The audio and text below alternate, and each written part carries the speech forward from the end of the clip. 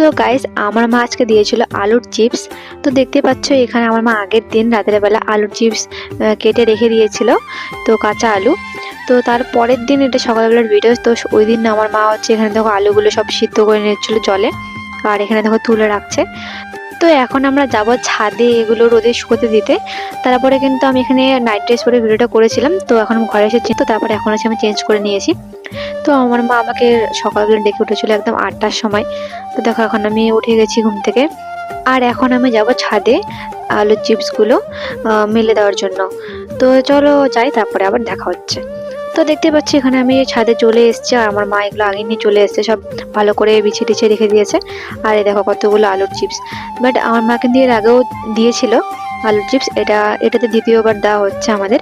আর দেখো ছাদে কত রৌদ্রু, আর আমি ওই জন্য মুখ এরকম করছিলাম, অনেক রৌদ্র ছিল। তো দেখতে পাচ্ছি এখানে আমি এখন দিব। তো এখানে মাকে বলছিলাম যে আমাকে ভিডিও করে দাও যে আমি আলু চিপসগুলো দিচ্ছি। তো এখানে দেখো আমি একটা একটা করে সব চিপসগুলো মেরে দিচ্ছি।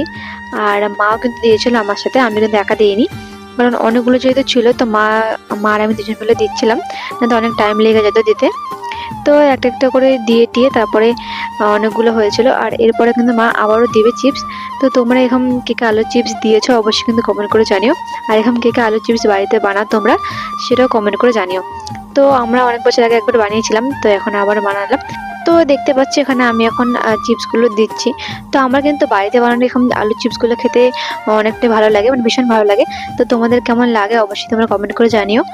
তো এখানে দেখো আমি এখন রোদের মধ্যে বসে বসে দিচ্ছি, আর আমার পিঠটা একদম পুড়ে যাচ্ছে কারণ অনেকটাই রোদ ছিল। তো তারপরে দেখো ফাইনালি দেওয়া কমপ্লিট হয়ে গেছে। আর একটার মধ্যে হয়নি জন্য আরও দিয়েছিলাম, আর অল্প একটু বাকি ছিল, সেগুলো মা দেবে, কারণ রোদের মধ্যে বসে থাকতে পারছিলাম না আমি। তো ওই জন্য মাথাটা তো ঘুরছিল, ওই জন্য আমি চলে গেছিলাম নিচে। তো তারপরে আমি চলে এসেছি, আর মুখের অবস্থায় 12টা বেজে গেছে, রোদ্র কালো হয়ে গেলাম আমি, কারণ অনেকটা রোদ্র ছিল ছাদে সকালবেলা। তো এখন আমি আবার ঘরে চলে এসেছি। তো আলুগুলো একদম শুকানো হয়ে গেলে অবশ্যই তোমাদের আমি দেখাবো আবার ভিডিওতে। তো আজকে ভিডিও এতটুকুই, বাই।